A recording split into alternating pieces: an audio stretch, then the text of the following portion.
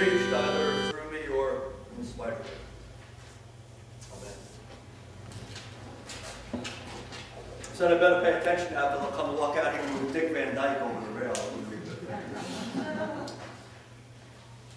This gospel passage that I read is a very familiar passage. So much so that the disciple who is the subject of it, sort of, his name has become part of a phrase, Doubting Thomas.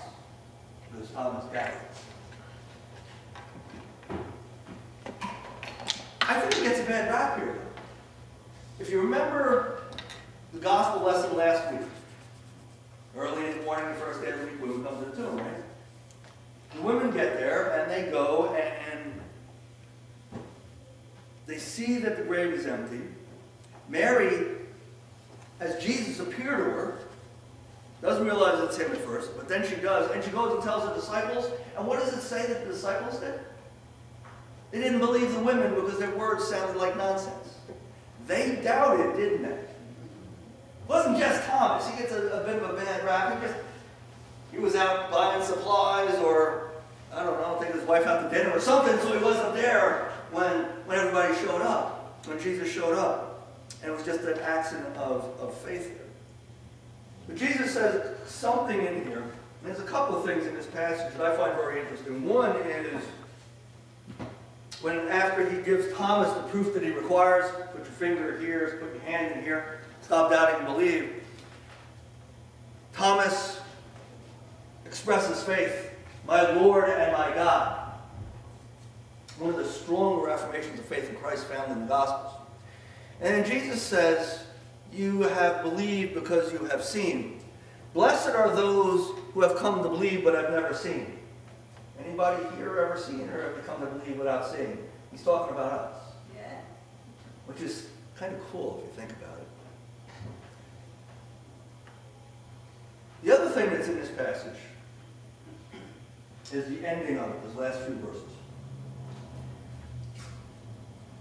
One of the issues that modern people have sometimes with reading the Bible is that they read the Bible and try to look for it to be a history, to provide all these details and all this stuff that happened like we tend to do and tend to want in stuff that we write today or whatever. When we're looking at, say, Rome as an institution or as a society, we'll sit there and we'll try to study Rome, what their laws were like, how they were put in, how they built stuff. Building an empire shows that on History Channel all the time. And they've got all these different things, and so we look for all these details and how it fits in a line. Now, John's Gospel is different than the others. The other three Gospels are called the Synoptic Gospel, fancy churchy word that basically means they follow the same timeline. But John's doesn't. And this passage speaks pretty clearly to why the Bible was written. Now, again, there are not a lot of details when you read the stories in the Bible. Jesus will be walking down the street, and a blind beggar was there, and he calls out, Jesus, Son of David, have mercy on me. Right? Where was the street? Was it in the city? Was it in the country? Were there a lot of people there, or were there only a few people there? What was Jesus wearing? Were all the disciples with him?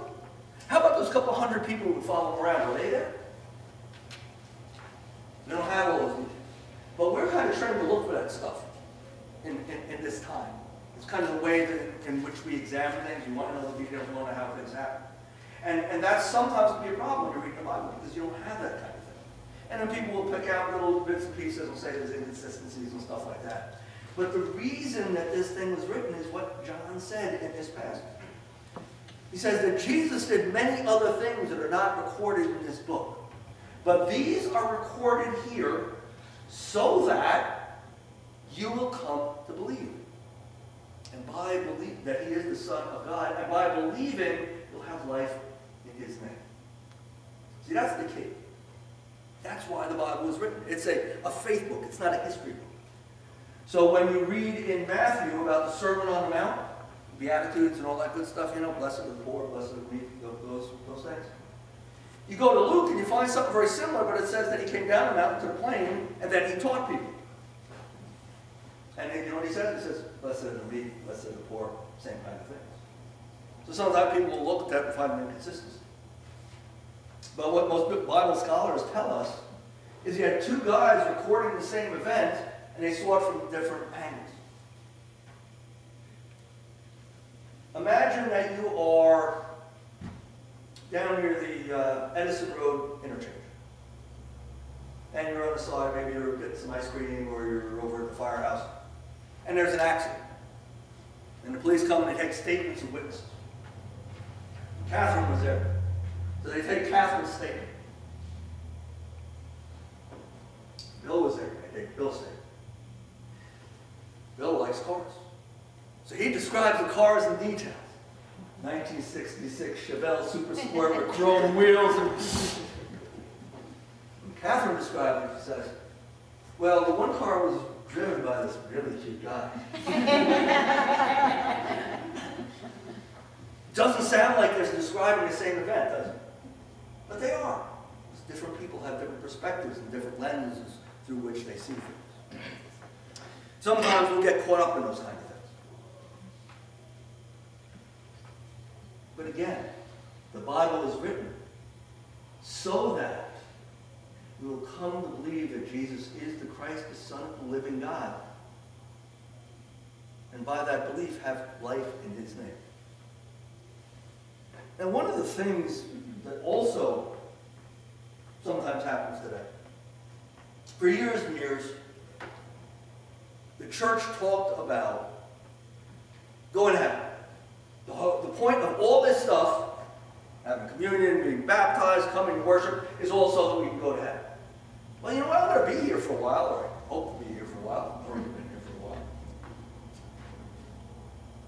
I guess I can wait till later to commit to God if that's all that it's about. Of course, I don't know when I'm going to die, so that might be a risky proposition, but I like to tell myself I'm young, so I have time. But Paul writes about this too. He says that it's not just about that. It's about the richness that comes from living in Christ while we're here.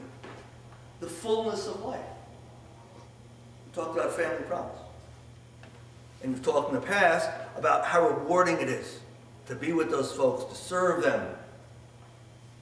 The thrift shop, community, providing a place for people to come where they know they're cared about. Search, the same kind of thing. All these different aspects of all these different things we do, including gathering as two churches, sometimes as one, is all about what happens here.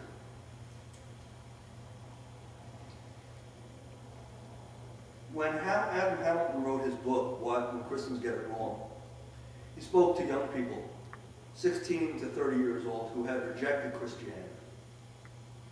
And they didn't reject Christianity because of what Jesus said.